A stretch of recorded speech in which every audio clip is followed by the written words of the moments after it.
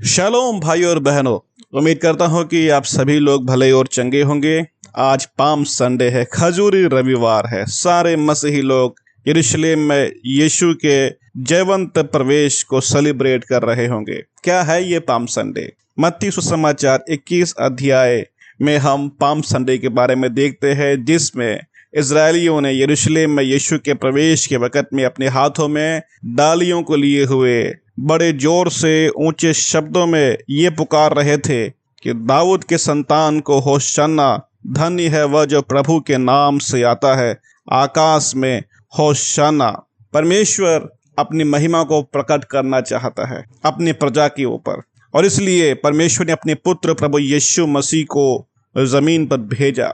और यीशु जो राजाओं का राजा था, लेकिन दास का स्वरूप धारण किया, इंसान बन धरा पर उतरा। ये परमेश्वर की बहुत बड़ी दीनता है, ये परमेश्वर का बहुत बड़ा प्रेम है हम इंसानों के लिए। मत्ती 21 अध्याय के पहले आयत में हम पढ़ते हैं, जब वे यरूशलेम के निकट पहुंचे और जैतून पहाड़ पर बैतफगे के पास आए, तो यीशु ने दो चेलों को यह कहकर भेजा, सामने के गांव में जाओ, वहां पहुंचते ही एक गदही बंधी हुई और उसके साथ बच्चा तुम्हें मिलेगा, उन्हें खोल कर मेरे पास ले आओ। यदि तुमसे कोई पूछे तो कहना कि प्रभु को इनका प्रयोजन है, तब वह तुरंत उन्हें भेज देगा। अब आगे लिखा हुआ चौथी आयत में, यह इसलिए हुआ कि जो वचन भविष्यवक्ता के द्वारा कहा गया था वह पूरा हो। पांचवी आयत में वो भविष्यवाणी के कोटेशन को दिया गया है जो जकरिया की पुस्तक में से है। लिखा है वहां, सियोन की बेटी से कहो, देख तेरा राजा तेरे पास आता है, वह नम्र है और गधे पर बैठा है, वरन लादू के बच्चे पर। Praise God, hallelujah. मेरे प्यारे भाई और बहनों, यीशु क्यों गधे के बच्चे पर बैठ करके आता है? अगर आप मत्ती, ये यीशु मसीह की दीनता को दिखा रहा है और साथ में भविष्यवाणी के द्वारा एक बहुत गहरे बात को भी हमसे बता रहा है। मत्ती में दो प्राणियां हैं, लेकिन बाकी सुसमाचारों में मरकुस और लूका और यूहन्ना में सिर्फ एक ही प्राणी, एक ही गधा वहां पर है। लेकिन मत्ती में दो गधों के बारे में हम देखते हैं, एक गधी है और एक उसका बच्चा है। और यीशु किसके ऊपर बैठा था? मरकुस, लूका और यूहन्ना के आधार पर यीशु गधे के बच्चे पर या जवान गधे के ऊपर बैठे हुए थे। लेकिन मत्ती में 21 अध्याय अगर देखते हैं तो यहाँ पर उसके 7वें आयत में लिखा है, और गधी और बच्चों को लाकर उन पर अपने कपड़े डाले और वह उन पर बैठ गया। इसे लगता है कि मानो यीशु दोनों के ऊपर बैठा हुआ था। लेकिन बाकी सुसमाचारों के अंदर सिर्फ एक ही गधे के ऊपर बैठे हैं, ऐसा बताया गया है। तो जब हम बाइबल की व्याख्या करते हैं तो ये जरूरी होता है कि हम बाइबल के एक आयत से दूसरे आयतों का खंडन न करें। तो इसलिए बहुत जरूरी हो जाता है कि हम मत्ती को बाकी 3 सुसमाचार के प्रकाश में ही व्याख्या करें। तो अगर ऐसा हम करते हैं तो जो 7वां आयत है जिसमें बताया गया है कि गधी और बच्चे को लाकर उन पर अपने कपड़े डाले और वह उन पर बैठ गया, तो जहां लिखा है वह उन पर बैठ गया, तो हम यहाँ पर दो बातों को लागू कर सकते हैं। या तो वो गधे और गधे के बच्चे पर बैठ गया, या फिर वो उन कपड़ों के ऊपर बैठ गया जिनको लोगों ने उनके ऊपर, गधे के ऊपर बिछाया हुआ था। तो अब यहाँ पर मैं आपसे यही कहना चाहूंगा कि यीशु यहाँ पर दोनों गधों के ऊपर नहीं बैठा है, बल्कि उन दोनों गधों के ऊपर जो कपड़े बिछाए गए थे उस कपड़े के ऊपर बैठा है, लेकिन जो बैठने की स्थिति है वो उस गधे के बच्चे के ऊपर है।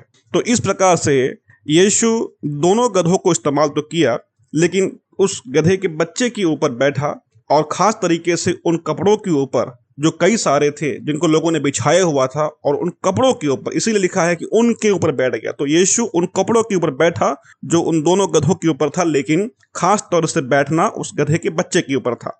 तो उम्मीद करता हूं कि आपको समझ में यहां पर आ रहा होगा। तो ये जो फॉर्मेशन है एक प्रकार से एक सिंहासन की तरह आकार को ले रहा है, और मानो ये दिखाई पड़ रहा है कि यीशु जो है एक सिंहासन नुमा गद्दी पर बैठ कर करके इज़राइल में प्रवेश कर रहा है।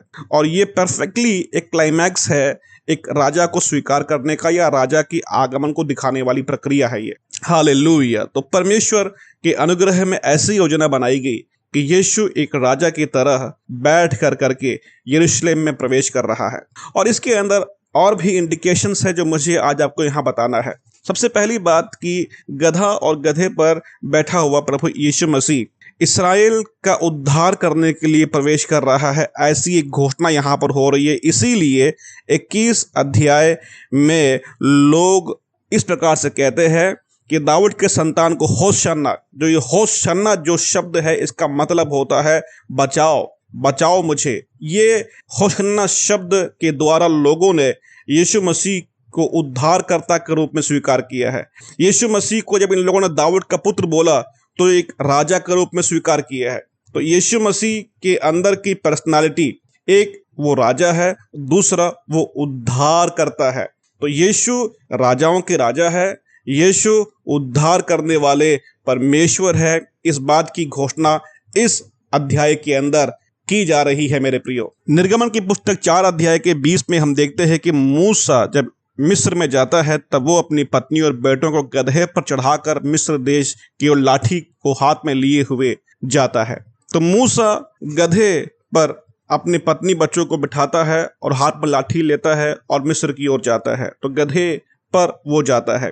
तो इससे एक बात साफ मालूम पड़ता है कि इज़राइल को छुटकारा देने के लिए, इज़राइल को बचाने के लिए यहोवा परमेश्वर ने मूसा को भेजा है। और इज़राइली लोगों के ज्यूइश रूट स्टडी के अंतर्गत आने वाला मसीहा नया मूसा होगा, क्योंकि स्वयं मूसा ने कहा है कि परमेश्वर मेरे समान एक नबी को तुम्हारे मध्य भेजेगा। तो यीशु जो है एक नया मूसा के रूप में, न्यू मोसेस के रूप में इज़राइल में, यरूशलेम में एंट्री कर रहा है। क्यों एंट्री कर रहे हैं? उन्हें छुटकारा देने के लिए। जब मूसा मिस्र में जाता है और मिस्र से जब इज़राइल को बाहर निकालता है तब समुद्र को 2 भाग में अपनी लाठी से करता है और इस्राएल को मिस्र से बाहर निकालता है, वायदे के देश की ओर लेकर के जाता है।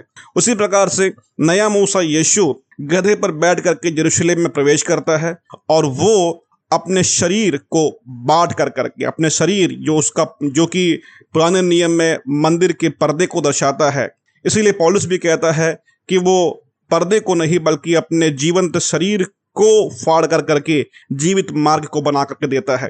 तो यीशु का शरीर एक पर्दा है और उसको उसने फाड़ा और उसी के द्वारा नया मार्ग, जीवन का मार्ग उसने इंसानों के लिए बना करके दिया।